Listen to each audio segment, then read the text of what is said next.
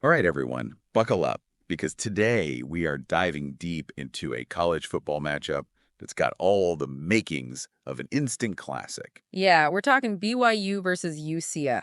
That's right. And this one's got some serious stakes, folks. We're talking undefeated BYU looking to keep that perfect record and hold on to their lead in the Big 12. Against a UCF team that is absolutely starving to break a 4-game losing streak. And that's their worst streak since way back in 2016, so you know they're going to be coming in hungry. Oh, yeah. They're going to be ready to fight for this one. Definitely. And to make things even more interesting, we've got a real clash of styles here. Right. UCF with this ground game that's just ferocious. Yeah. You know, they're ranked third in the nation for rushing yards. Averaging over 280 rushing yards a game. Just think about that for a second. It's wild. Can you imagine trying to stop that? Well, that's the big question for BYU's defense today, especially considering they just let Oklahoma State run all over them last week. They gave up almost 270 rushing yards in that game, so that's got to be a concern.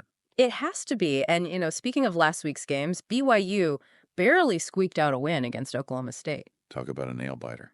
Right down to the wire. But, hey, their offense has been on fire this season. Yep. Quarterback Jake Retzlaff is averaging nearly 35 points a game. Which is fantastic, but he's going to have to be on his A game today because this UCF defense, they know how to create turnovers. Oh, yeah. They've already got 9 interceptions this season. 9. So BYU needs to protect the ball. Absolutely. Right. But what's interesting here is that while UCF's defense is opportunistic, they can also get a little undisciplined.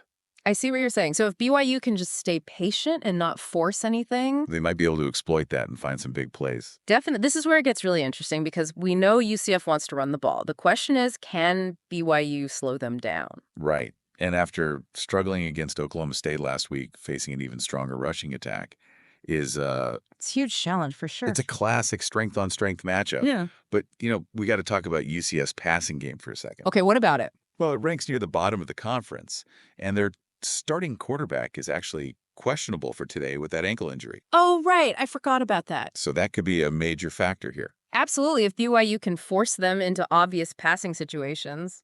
especially on 3rd and long. Oh, yeah. Then it plays right into BYU's strengths because they've got a very talented secondary. Who can make plays on the ball. So this all comes back to BYU needing to win on 3rd down. Yep.